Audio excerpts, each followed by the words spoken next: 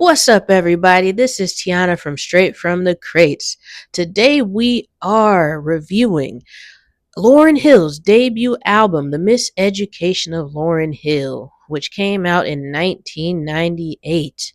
And I want us to imagine that we were somewhere in America in the classroom and this album just dropped.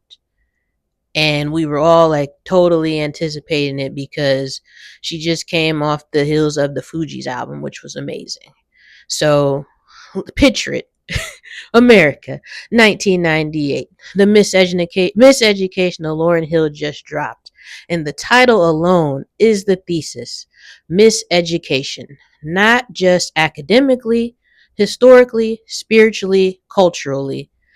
This album wasn't just about love and heartbreak, it was about identity, about being taught narratives that don't serve you, about internalizing systems that were never designed for your wholeness.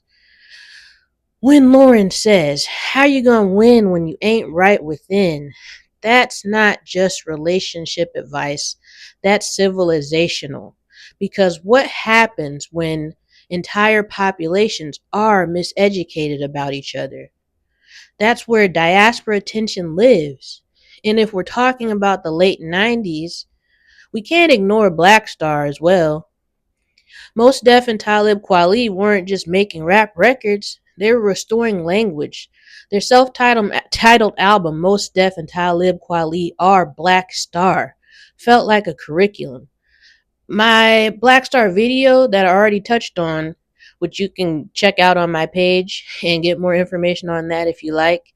That album was centered on Pan-Africanism and consciousness, dignity in history, and the responsibility in hip hop. That wasn't just accidental. The late 90s itself was a movement of intellectual hip hop pushing back against miseducation. And here's where it connects to today's conversation. If we were taught Africa is primitive, Africans sold all of us willingly, African Americans have no culture, this is what or how the diaspora is fragmented beyond repair.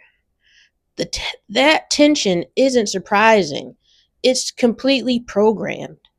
So now, if we rewind further, before colonial borders, before the Berlin Conference, before racial chattel slavery was codified, there were nations like the Mali Empire, the Songhai Empire, intellectual centers like Timbuktu.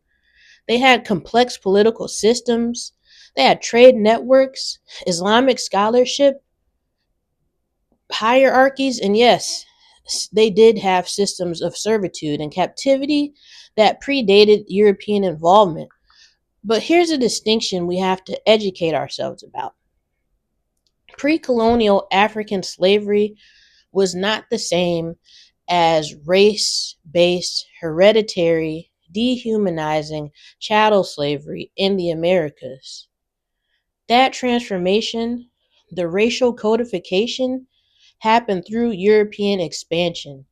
And once the Atlantic trade industrialized, power structures shifted, and they shifted permanently.